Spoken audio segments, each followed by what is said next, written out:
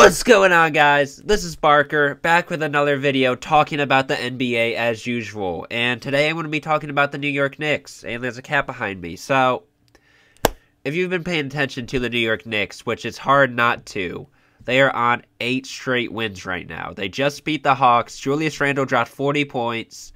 He's been playing like an absolute monster. Trae Young got injured in that game. Hopefully he's okay, but at the end of the day, it's still a win for the New York Knicks. Wearing a Pistons hoodie today, not a New York Knicks hoodie. I wouldn't be caught dead in a New York Knicks hoodie. 'Cause, you know, I'm a lifer for Pistons. I'm never going to not be a Pistons fan. Never not going to be a Lions fan. I'm going to stick with Detroit. Born in Michigan.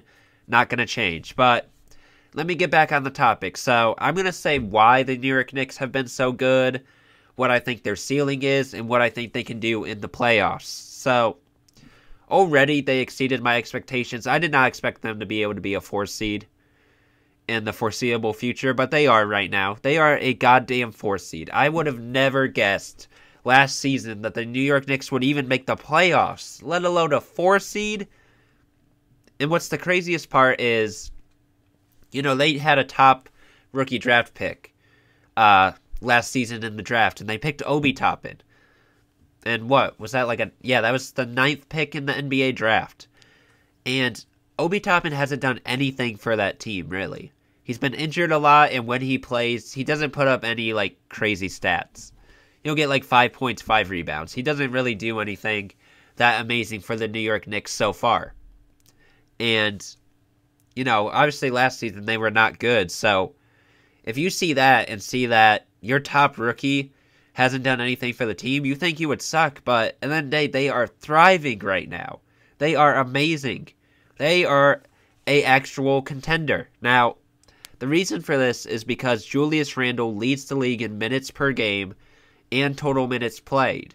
And what's even more interesting is RJ Barrett is second in total minutes played. Now, the reason for this is their new head coach, Tom Thibodeau. If you know a lot about Tom Thibodeau, he used to coach Derrick Rose, on every team he's played for except the Pistons. And he has a very high workload coach mentality. If you are a star on his team, you are going to lead the league in minutes per game and total minutes. That's just a fact. And that's why Julius Randle has gained so many minutes. That's why Julius Randle is thriving under this coach, because he's getting the biggest opportunity he's ever had. He is the entirety of the offense when he is on the floor, and he can do whatever the hell he wants and plays 37 plus minutes per game, which is insane. Now, another reason is RJ Barrett. He's second in total minutes played. Why is that? Because he's having a breakout season. His first season, people were comparing him to Andrew Wiggins, just going to be that ant guy who can't really shoot that well, but he's athletic. But he's kind of proving he has that it factor, that he can be a second star alongside Julius Randle. And it's going to be interesting to see, because obviously RJ Barrett, he's a young guy. We don't know what we're going to get out of him. It's his second year. Let's see what he can develop into. We've seen what his teammate Zion has developed into, but we've also seen what Cam Reddish has devolved, honestly. So, another reason is Nerlens Noel. He took over the starting center spot once Mitchell Robinson got injured in the beginning of the season. And that was a big loss for them. Mitchell Robinson was their lead defender.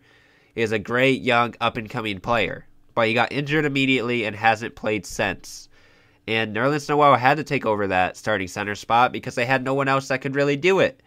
And he's done an amazing job. Yeah, he only averages 5 points per game, but he's 4th in blocks per game. He's averaging over 2 blocks a game. He's done an amazing job at keeping this team a great defensive team. And that's my next point. The New York Knicks are 4th in defensive rating in the entire NBA, which is insane because the only teams above them are the Sixers, Lakers, and Utah Jazz. And all those teams are elite defending teams.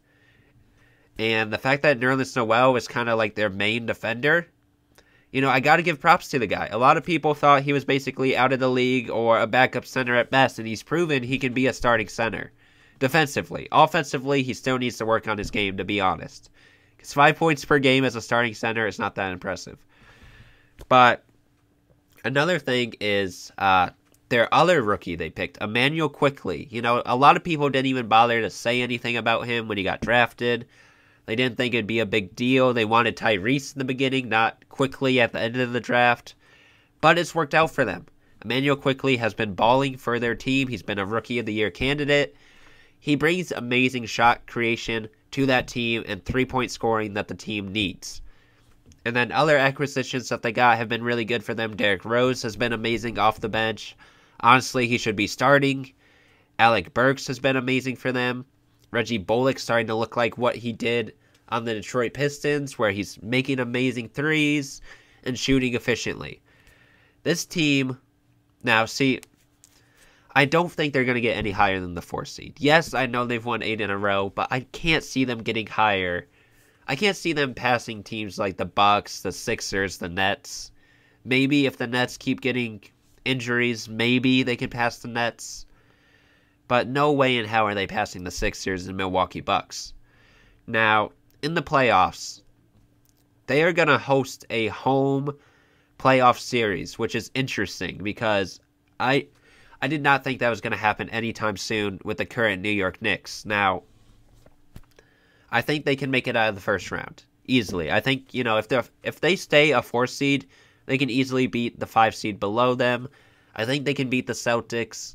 The Celtics don't have much size in the paint, and guys like Julius Randle can take advantage. I think they can beat teams like the Hawks. I think they can beat teams like the Hornets for sure.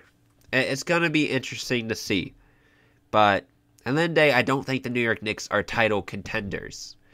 But I can see them making it like in the second round of the playoffs. I don't see them making Eastern Conference Finals. If they do, they're not making it out of that.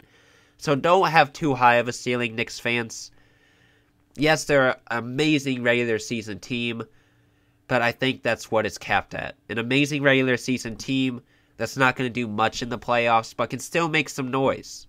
So, at the end of the day, I would still be happy as a New York Knicks fan, because before this season, everyone thought you guys were going to suck ass and going to be in the lottery again.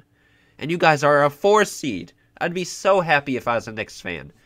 Let me know what you guys think. Like the video if you enjoyed. Subscribe if you're new. I make videos all the time talking about all the NBA, basketball, yada yada terms. Peace.